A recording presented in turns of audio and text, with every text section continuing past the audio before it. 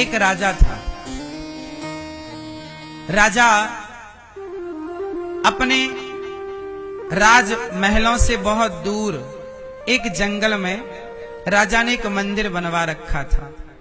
राजा जंगल में जाकर भगवान की एकांत में आराधना करता। एकांत में आराधना। एक दिन राजा के प्रेम के बल पर, प्रेम के कारण, उसकी भक्ति के कारण भगवान प्रसन्न हो गए। राजा नियम से भगवान का नाम जप करता, रोज जाता नाम जप करता, श्रीमन्नारायण श्रीमन्नारायण श्रीमन्नारायण। रोज भगवान का नाम जपता, भगवान से अत्यधिक प्रेम करता वो राजा। एक दिन क्या हुआ, राजा के सामने भगवान नारायण प्रकट हो गए। चतुर्भुज रूप, शंख चक्र गदा पद्म लेकर राजा को दर्शन देने भगवान आए। राजा चरणों में लेट गया, हे प्रभु मुझ पापी को आपने दर्शन दे दिया, बड़ी कृपा की। भगवान नारायण बोले, राजन मैं तुझसे बहुत प्रसन्न हूँ बेटा, तूने मेरी बड़ी भक्ति की है, कुछ मांग मेरे से, जो वरदान मांगेगा मैं तुझे दूंगा। बोल क्या चाहता है। तब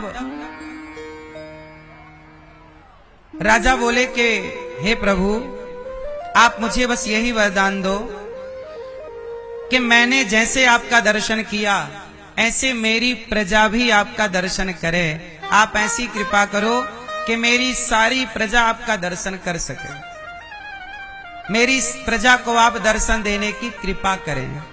हे प्रभु मेरी प्रजा को दर्शन देने की कृपा करें। भगवान बोले ऐसा करो, कल सुबह 8 बजे तुम अपनी प्रजा को यहीं ले आना।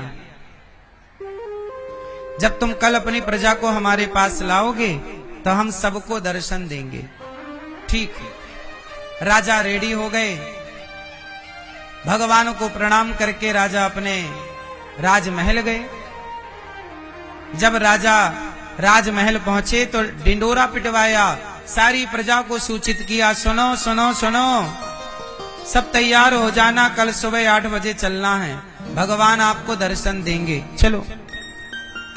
अब सारी प्रजा तैयार है। भाई फ्री में दर्शन मिले तो कौन मना करे मैया, दर्शन फ्री में ही तो मिल रहे हैं।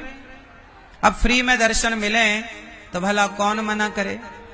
सारी प्रजा तैयार, बच्चे तैयार, बूढ़े तैयार, स्त्री तैयार, पुरुष तैयार, सब तैयार।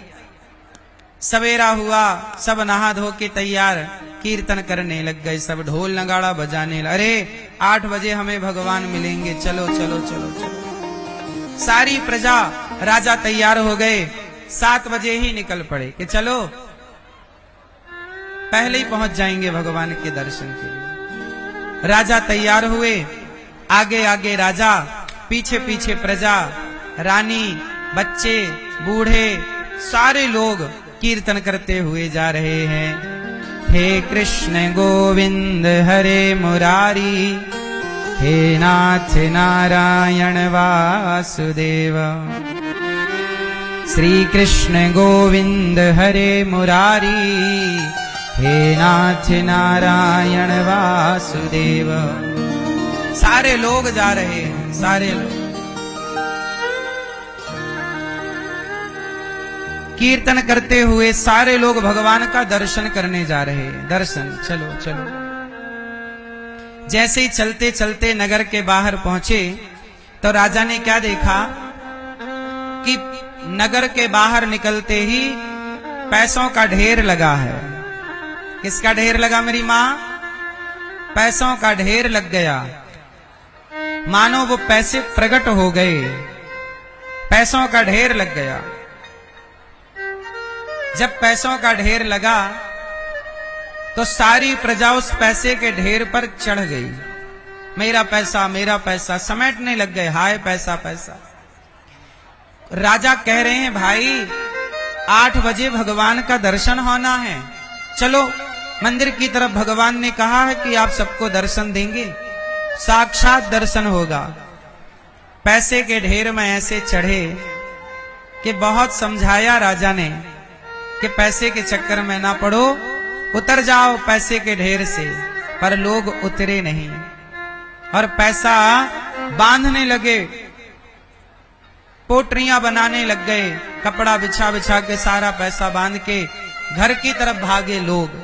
राजा समझाते रहे, भैया पैसा नहीं भगवान है आगे। कुछ लोग पैसे के ढेर से उतर आए, बोले हमें पैसा नहीं परमात्मा चाहिए। वो चले राजा के साथ। अब देखो सारी प्रजा पैसे में उलझ गई, लेकिन कुछ दो चार समझदार पैसे से मोह निकाल कर हटा कर आगे चले। और जैसे ही 100-200 कदम आगे चले तो आगे हीरे मोती का ढेर लगा था, सोना चांदी का ढेर लगा था। पैसे को छोड़ने वाले लोग उस सोना चांदी के हीरे मोती के ढेर में चढ़ गए, सोना समेटने लग गए। राजा चिल्लाए, भैया बस 8 बजने में जरा सी देर है, चलो भगवान का दर्शन करते हैं, चलो भगवान का दर्शन करने चलें, चलो भगवान से मिलने चलें। पर कोई ना आया, सब कहां उलझ गए? बोलो मेरी मां, कहां उलझ गए? कोई पैसे में उलझ गया, कोई सोना, कोई हीरा, कोई मोती, कोई चांदी, उलझ गए सारे। अकेला राजा जो उलझ गए वो भगवान से वंचित रह गए, जो नहीं उलझे वो अकेला राजा जाकर खड़ा हुआ। 8 बजे तो भगवान प्रकट हो गए। जब प्रकट हुए तो राजा चरणों में गिर पड़ा। भगवान ने कहा, राजन आपने तो कहा था कि हम प्रजा को लेकर आएंगे, कहां है आपकी प्रजा? राजा रो पड़े, महाराज सब लोग आपका दर्शन करने ही चले थे, पर सब सोना चांदी हीरा मोती में उलझ गए। सच बताओ मेरी मां, जो सोना चांदी हीरा मोती रुपया पैसा में उलझा है, सच बताओ वो ईश्वर तक पहुंच सकता है? बोलो मेरी मां जोर से। इसलिए हम ये नहीं कहते कि पैसे मत कमाओ, पैसा कमाओ, पैसा जरूरी है कमाना, पैसा कमाना बहुत जरूरी है, पर पैसे में उलझना नहीं। जो हम लोग इतना लोभ करते हैं, सारी जिंदगी हाय पैसा लोभ करते करते मर जाते हैं। क्या इस लोभ करने से हमारा मनुष्य जन्म सुधरेगा? उत्तर दो, मनुष्य जन्म सुधरेगा? फिर बताओ आप, मुझे नहीं पता, आप बताओ मनुष्य जन्म कैसे सुधरेगा? ये मैया पीली मैया, मैया ओ मैया बताओ मेरी मां, ये मानव शरीर मानव जीवन कैसे सुधरेगा? कैसे हमारा मनुष्य जन्म सार्थक होगा? तो सुनो, मानव जीवन बार बार तो मिलना नहीं है, आज मिला है, क्या करें? इस मानव जीवन को सार्थक बनाना हो तो क्या करें? क्या हम काम ना करें? काम करना चाहिए।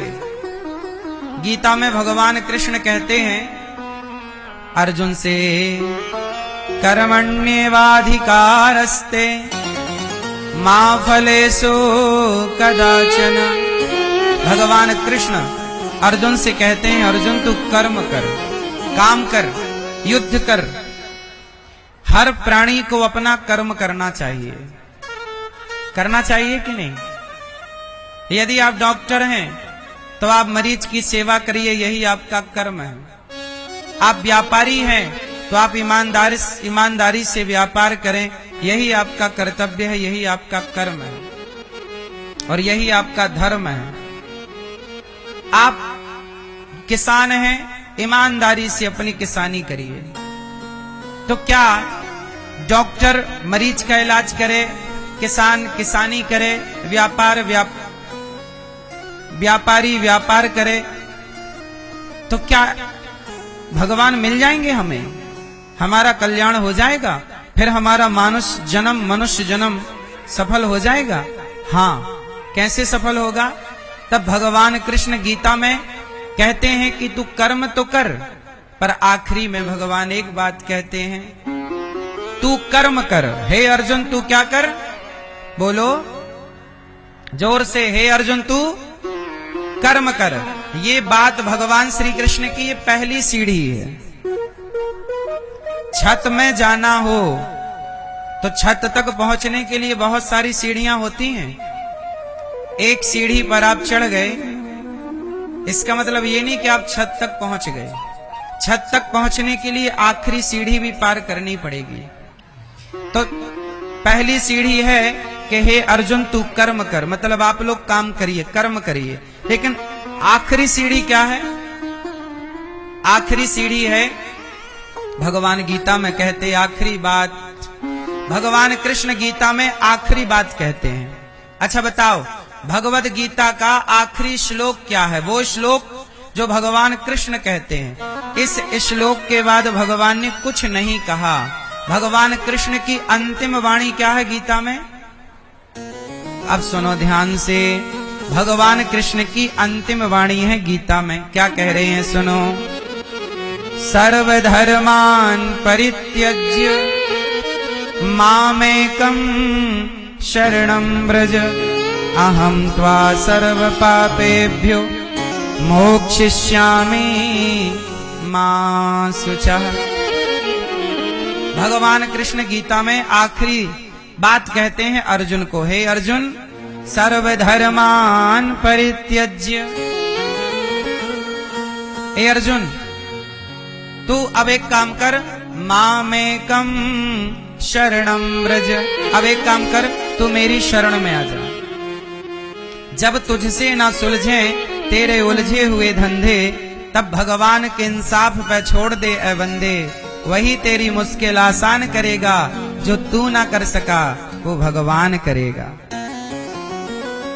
अच्छा ये बताओ, सुग्रीव कितने दिनों से अपने परिवार से दूर था, दर दर की ठोकर खा रहा था। कौन? जोर से, सुग्रीव कितने दिनों से दर दर की ठोकर खा रहा था। लेकिन वह सुग्रीव जब भगवान राम की शरण में गया तो बाली को मारकर किष्किंधा का राजा बना दिया कि नहीं सुग्रीव को? बोलो हाँ। चलो बताओ, किष्किंधा का राजा सुग्रीव को कब बनाया भगवान ने? जब सुग्रीव भगवान की, बोलो जब भगवान की, जोर से, जब भगवान की शरण में गया। शर्त क्या है? आपको भगवान की शरण में जाना होगा। आप जाएं ही ना शरण में, तो क्या आपके शरण में गए बिना आपका कल्याण होगा? उत्तर दो। इसलिए आपको क्या करना पड़ेगा? भगवान की, जोर से, कौन कौन जाएगा भगवान की शरण में? अच्छा, सुग्रीव गए शरण में तो सुग्रीव का सारा दुख दूर हो गया कि नहीं?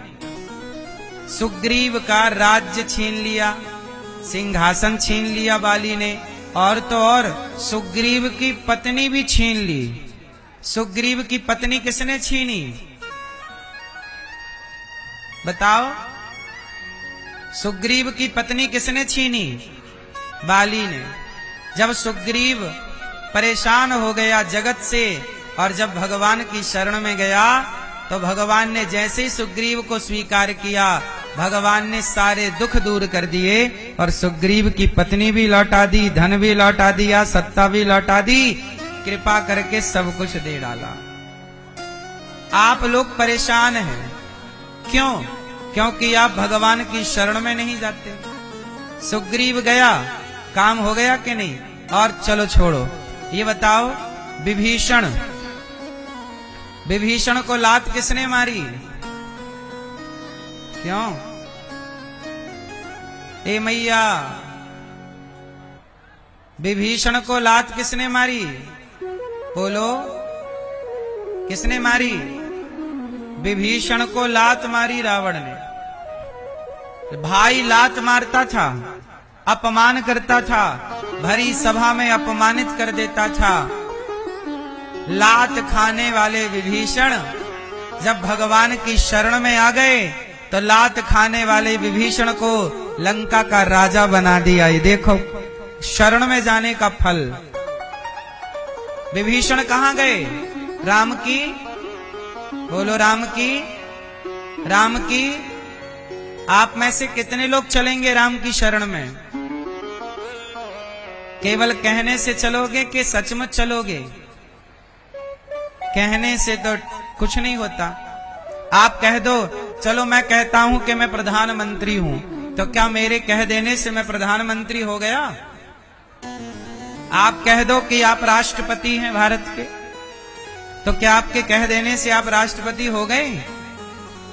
फिर कह देने से नहीं होगा। आप कह दो कि भगवान हम आपकी शरण में हैं, कह देने से नहीं होगा, शरण में चलना पड़ेगा। अब बताओ शरण में चलने का क्या उपाय है, क्या प्रोसेस है? बताओ भगवान की शरण में कैसे जाया जाता है? चलो मैया बताओ। भगवान की शरण में जाना हो तो कैसे जाएंगे? उत्तर दो मैया। ए मैया, ओ मेरी माँ, थोड़ा गंभीरता से सुन लो। मेरी माँ, भगवान की शरण में जाना हो तो कैसे जाएंगे? बताओ। सुनो, विभीषण शरण में गए, सुग्रीव शरण में गए, काम बन गया। अब आपको शरण में चलना है।